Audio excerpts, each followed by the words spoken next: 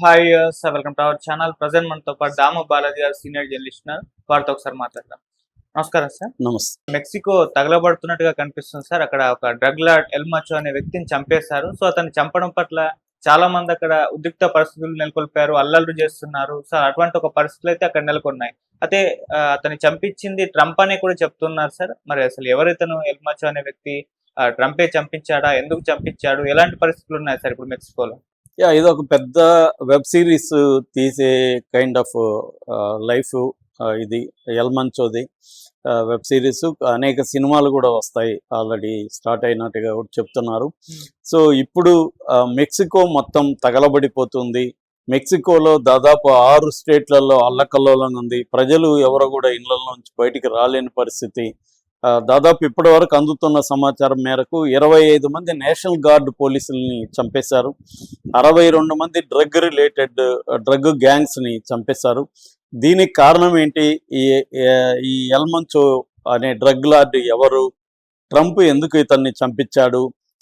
ట్రంప్కి ఈ ఎల్ మంచోకి మెక్సికోకి సంబంధం ఏంటి? ఈ డ్రగ్ ట్రేడ్ అనేది ఏ స్థాయిలో ఉంది? ఎంతమంది ఇప్పటి వరకు చనిపోయారు? ట్రంప్ దీని మీద వార్ ప్రకటించడం అనేది కరెక్టేనా? ఈ విషయాల గురించి మాట్లాడుకుందాం. మెక్సికో అంటే లాటిన్ అమెరికా దేశాల్లో మెక్సికో కానీ, కొలంబియా కానీ, ఇలాంటి బ్రెజిల్ కానీ ఈ దేశాల్లో డ్రగ్ కార్టెల్స్ అంటారు వాటిని. మన చాలా సినిమాలు, వెబ్ సిరీస్ కూడా వచ్చాయి. చాలామంది మన వాళ్ళకి రెగ్యులర్గా ఫాలో అయ్యే వాళ్ళకి తెలిసి ఉంటుంది. కార్టెల్స్ అంటారు వాటిని. అంటే ఒక సిండికేట్ గ్రూప్ లాంటిది, మాఫియా గ్రూప్ని కార్టెల్ అని పిలుస్తారు. ఈ కార్టెల్లో ఇప్పుడు న్యూ జనరేషన్ కార్టెల్ అని ఒకటి ఉంది ప్రజెంట్లో మెక్సికోలో. దీన్నే CGNG అని పిలుస్తారు. CGND అంటే పూర్తి పాము అన్నట్టు న్యూ జనరేషన్ కార్టెల్ అని అర్థం. ఇది 2009లో ఎల్ మంచో అనే ఒక డ్రగ్ లార్డ్, ఆయన అసలు పేరేమో నెమోసియో బసెగుమో సెర్వాంటెస్, ఎల్ మంచో అని పిలుస్తారు. ఈ ఎల్ మంచో అని ఆయన 2009లో ఈ CGNG అనే ఒక కార్టెల్ని, న్యూ జనరేషన్ కార్టెల్ని స్థాపించాడు. ఇప్పుడు ఏమవుతుందంటే ఈ మెక్సికో నుంచి, చైనా నుంచి ముందుగా ప్రీ కెమికల్స్ అంటారు వాటిని, ప్రీకర్సర్ కెమికల్ అంటారు. చైనా నుంచి ముడి పదార్థం అనుకోండి, ముడి పదార్థం తెప్పించి దాన్ని తయారు చేసి ఫెంటానిల్ అనే ఒక డ్రగ్ని తయారు చేస్తారు. టాబ్లెట్ రూపంలో ఉంటుంది. ఆ ఫెంటానిల్ తయారనేది ఎక్కడైనా ఎనీ హోమ్ కిచెన్లో తయారు చేయొచ్చు. మన ఇంట్లో కూడా కిచెన్ ఉంటే కిచెన్లో ఫెంటానిల్ తయారు చేసేయచ్చు అనమాట. అంత ఈజీ అనమాట. సో దాంతో వీళ్ళు ఏం చేస్తున్నారంటే, ఇంతకు ముందేమో మారివానా, కొకైను ఇలాంటివి చేసేవాళ్ళు. ఇప్పుడేమో ఫెంటానిల్, కొకైన్ ఇలాంటివి ఉండేవి. ఎక్కువగా ఇప్పుడు ఫెంటానిల్ అనేది ప్రధానంగా మెక్సికోలో తయారవుతుంది. దీనికి ముడి పదార్థాలు చైనా నుంచి వస్తుంది. ఇక్కడ నుంచి డిస్ట్రిబ్యూట్ అయ్యి అమెరికాకి వెళ్తుంది. అమెరికాలో 50 స్టేట్స్ ఉంటే 50 స్టేట్లకు కూడా ఫెంటానిల్ వెళ్తుంది. గత కొన్నేళ్లలో అమెరికాలో ఈ ఫెంటానిల్ వాడి 5 లక్షల మంది చనిపోయారు ప్రజలు. పెద్ద ఎత్తున ఆరోగ్యాలు పాడైనాయి. అక్కడంతా దాని రిహాబిలిటేషన్ సెంటర్స్ నిండిపోయినాయి ఫెంటానిల్ బాధితులతో. సో అందువల్ల అది మేజర్ ప్రాబ్లం అని చెప్పచ్చు అమెరికాకి. మెక్సికోలో ఏంటంటే ఈ ఫెంటానిల్ అనేది చాలా పెద్ద వ్యాపారం. దాన్ని తయారు చేయడానికి 1 కేజీ ఫెంటానిల్ తయారు చేయడానికి $4,000 మాత్రమే ఖర్చు అవుతుంది. $4,000 ఖర్చు అవుతే దాన్ని అమ్మేది స్ట్రీట్లోకి వెళ్ళేసరికి దాని అమ్మకం వచ్చేసరికి $10 లక్షలు. అంటే $4,000 ఎక్కడ, $10 లక్షల ఎక్కడ? అంటే ఫైనల్ ప్రోడక్ట్ కేజీ $4,000. దీనికి మళ్ళీ ఖర్చు ఉంటుంది అనుకో. డిస్ట్రిబ్యూషను అక్రమంగా పంపించాలి కాబట్టి పోలీసులకి, మిలిటరీ వాళ్ళకి, పొలిటీషియన్స్కి లంచాలు ఇవ్వాలి. ఒక పెద్ద సైన్యాన్ని వీళ్ళు నిర్మించుకోవాలి. వాళ్ళ ఖర్చులు ఇవన్నీ ఉంటాయి. ఏదేమైనా అసాధారణమైన రేట్లు దీంట్లో ఉంది. అందువల్ల ఇది ఒక మాఫియా కార్పొరేషన్ అని చెప్పచ్చు, ఒక పెద్ద కంపెనీ అని చెప్పచ్చు అనమాట. ఇంటర్నేషనల్గా కంపెనీ ఇది. ఓన్లీ యుఎస్కే కాకుండా మిగతా దేశాలకు కూడా, ఆస్ట్రేలియా లాంటి దేశాలకు కూడా సరఫరా చేస్తున్నారు. అయితే ట్రంప్ వచ్చినాక ఏమైందంటే, ట్రంప్ దీని మీద వాగ్దానాలు చేసుకుంటూ వచ్చాడు. నేను వస్తే ఫెంటానిల్ని బ్యాన్ చేస్తాను, కార్టెల్స్ని నాశనం చేస్తానని హామీలు ఇచ్చాడు. ఆ హామీలు నెరవేర్చుకోవడం కోసం మెక్సికో మీద ప్రెజర్ చేయడం మొదలుపెట్టాడు. మీరు కార్టెల్ని నాశనం చేస్తారా, లేకపోతే నేను మా సైన్యాన్ని పంపించనా అనేది ఒకటి. 2, మీరు కానీ చేయకపోతే మీ మీద టారిఫ్స్ పెడతాను, విధిస్తానని ఈ 2 రకాల బెదిరింపులు అనేవి చేశాడు. ఓన్లీ వీళ్ళు ఫెంటానిల్ లాంటి డ్రగ్స్ని అక్కడికి పంపించడమే కాకుండా అక్రమ వలసలకు కూడా ఈ కార్టెల్సే దగ్గరుండి మనుషుల్ని వాళ్ళ దగ్గర డబ్బులు తీసుకొని అక్రమంగా కూడా ఇల్లీగల్ మైగ్రెంట్స్ని కూడా అమెరికాలోకి డంప్ చేసేస్తున్నారు. సో దానివల్ల ట్రంప్కి 2 problems, illegal migrant problem, fentanyl problem, ఈ 2 ప్రాబ్లమ్స్ అమెరికాను అతలకుతలం చేస్తున్నాయి కాబట్టి ట్రంప్ సీరియస్గా తీసుకొని చేశారు. మెక్సికోలో ఏంటంటే ముందు నుంచి కూడా ఓన్లీ హగ్స్ నో బుల్లెట్స్ అనే పాలసీ. అంటే ఈ డ్రగ్ లార్డుల్ని కానీ కార్టెల్ని కానీ చంపకూడదు, అది ఫాసిజం అవుతుంది వాళ్ళ మీద మనం బలప్రయోగం చేస్తే. ఎందుకంటే 2-3 లక్షల మంది ఈ కార్టెల్ని బేస్ చేసుకొని అక్కడ ఉన్నారనమాట, బతుకుతున్నారు. సో వాళ్ళందరినీ నిర్మూలించడం కరెక్ట్ కాదనేది మెక్సికన్ ప్రెసిడెంట్స్ గత కొంతకాలంగా ఇదే పాలసీలో ఉన్నారు. దానివల్ల అమెరికాకి పెద్ద నష్టం జరుగుతుంది. ఈవెన్ మెక్సికోలో కూడా డ్రగ్ రిలేటెడ్గా 2006 నుంచి 20 ఏళ్లలో 4 లక్షల మంది చనిపోయారు ఇప్పటి వరకు క్రైమ్స్లో. ఎందుకంటే ఈ కార్టెల్స్ చాలా రూత్లెస్గా ఉంటాయి, ఎవరినైనా వదిలిపెట్టవు. అందులో ఇతను బయోగ్రఫీ బ్రీఫ్గా చెప్తాను నేను. ఎల్ మెన్చో ఇతనైతే ఇప్పటి వరకు ఉన్న డ్రగ్ లార్డ్లో అత్యంత క్రూడ్ అంటే ఇతను అనమాట. సో ఇతని హిస్టరీ చెప్పాలంటే ఇతను వచ్చి అక్కడ అలెస్కో తపల్పా అనే ఏరియాలో ఉన్నాడు. అతనిది మికోవాకా రీజన్ అనే ఒకటి ఉంది, ఆ ప్రాంతం కొండల ప్రాంతం. అక్కడ ఒక పేద కుటుంబంలో ఇతను పుట్టాడు, 1966లో పుట్టాడు. వాళ్ళకి ఏంటంటే అక్కడ అవకాడో పంటలు మాత్రమే ఉంటాయి అన్నమాట, ఇంకేమీ ఉండదు. అవకాడో పంటలు చేసుకొని దాన్ని అమ్ముకొని బతకాల్సిన పరిస్థితి, చాలా పేదరికం. ఇతను 5వ క్లాసు డ్రాప్ అవుట్, చదువుకోలేని పరిస్థితి. సో దాంతో ఏమయ్యాడంటే అక్కడే ఈ డ్రగ్ లార్డ్లు marijuana అనే ఒక డ్రగ్ని పండిస్తారు, మన గాంజా లాంటిది. సో అక్కడ ఇతను అబ్జర్వ్ చేశాడు, 14 ఏళ్ళ కుర్రాడుగా ఉన్నప్పుడే అబ్జర్వ్ చేశాడు. అంటే రైతులు ఎలా ఉన్నారు, డ్రగ్ బ్యాచ్ ఎలా ఉన్నారు చూస్తే, రైతులేమో పేదగా ఉన్నారు, నిరంతరం కష్టపడినా కూడా వాళ్ళకి సరైన ఫుడ్ లేదు. వాళ్ళేమో మంచి రిచ్గా ఉన్నారు, మంచి మంచి వాచ్లు వేసుకొని, మంచి గన్స్ పట్టుకొని, మంచి వెహికల్స్లో తిరుగుతున్నారు. సో నేచురల్గా ఇతను అట్రాక్ట్ అయ్యాడు వాళ్ళ పట్ల. అట్రాక్ట్ అయ్యి 14 ఏళ్ళ వయసులో ఈ పంటలకి కాపలా గ్యాంగ్లోకి చేరిపోయాడు. ఇతనికి ఒక గన్ ఇచ్చారు, గన్ ట్రైనింగ్ ఇచ్చారు.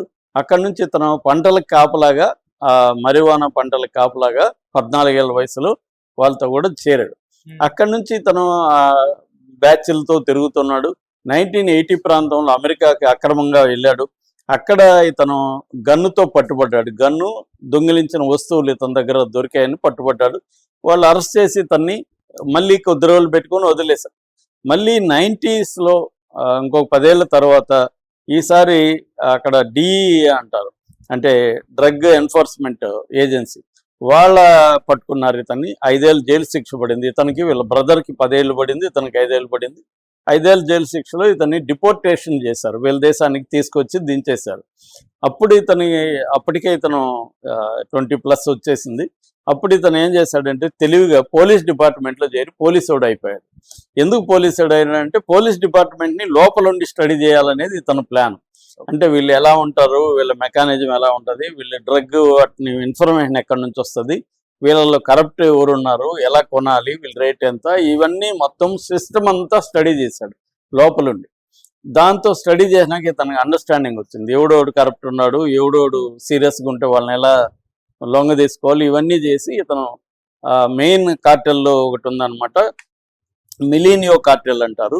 ఈ మిలీనియో కార్టెల్కి మళ్ళీ పెద్దది ఒకటి ఉంది, అది సినిలోవా కార్టెల్. సినిలోవా కార్టెల్కి అనుబంధ సంస్థే మిలీనియో కార్టెల్. ఈ మిలీనియో కార్టెల్లో జాయిన్ అయ్యాడు ఇతను.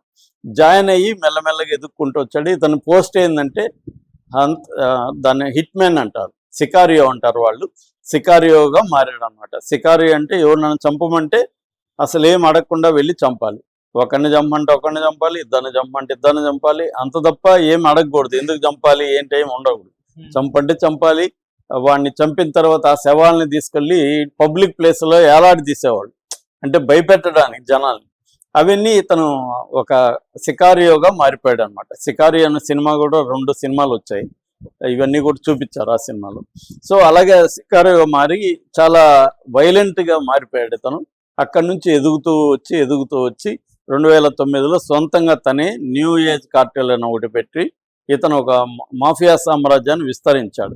అయితే అంతకుముందున్న ఈ సినిలోవా కార్టెల్ని నడిపే ఎల్ చాపో అని అతను దొరికిపోయాడు. దాంతో ఇతను నెంబర్ 1గా ఎదిగాడు. అయితే ఇతనికి మిగతా వాళ్ళకు ఉన్న తేడా ఏమంటే, మిగతా మాఫియా నాయకులందరూ కూడా ఒక లగ్జరీ లైఫ్ స్టైల్ను ప్రదర్శించడం, ఇంటర్వ్యూలు ఇవ్వడం, ఒక సినిమా హీరోలాగా బిహేవ్ చేయడం అనేది చేసేవాడు. ఇతను యాంటీ అనమాట, రివర్స్. ఇతని ఫోటో కూడా ఎప్పుడుదో పాతది ఉంది, ఎవరికి కనబడ్డు, ఎక్కడా ఇతను ఆచూకీ దొరకదు, పబ్లిక్ ప్లేస్లకి రాడు, చాలా సీక్రెట్గా ఉంటాడు.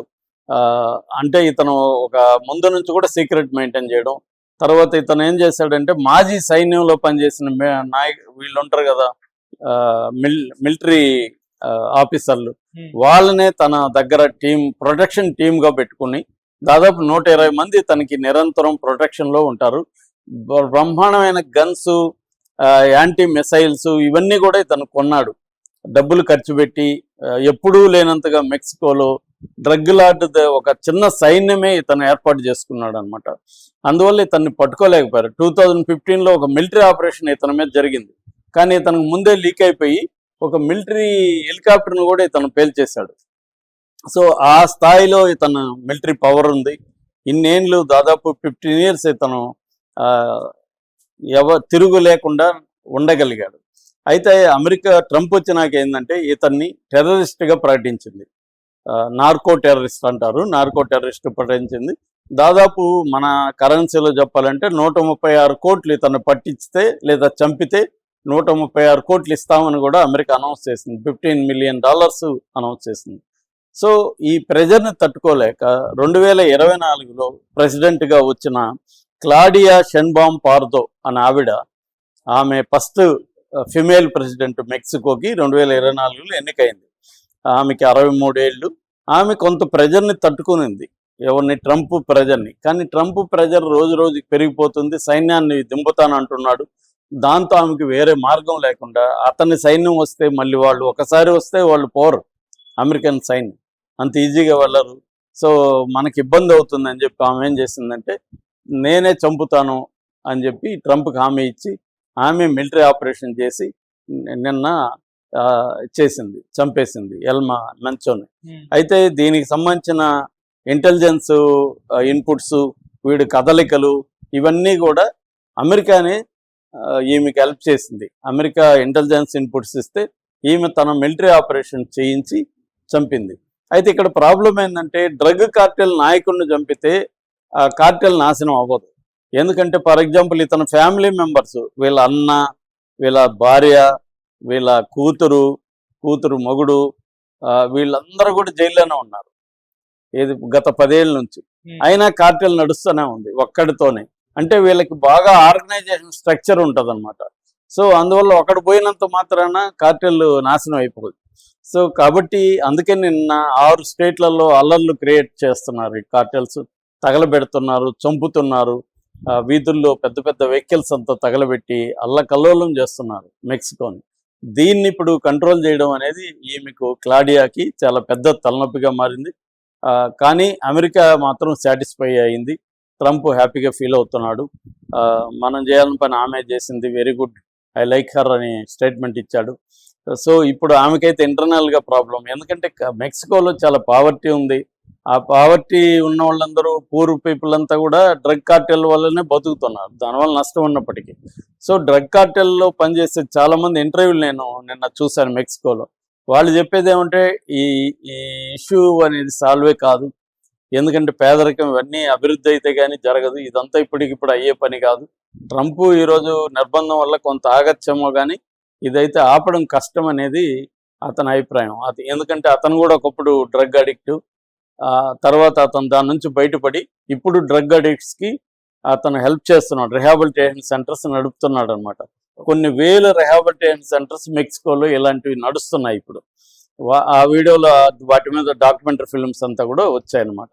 ఏదేమైనా ఎల్ మంచోని చంపడం అనేది ఒక హిస్టారిక్ స్టెప్గా చెప్పుకోవచ్చు. కానీ దాని తర్వాత వస్తున్న వైలెన్స్ని ఎలా కంట్రోల్ చేస్తారనేది very very important. Okay sir, thank you so much.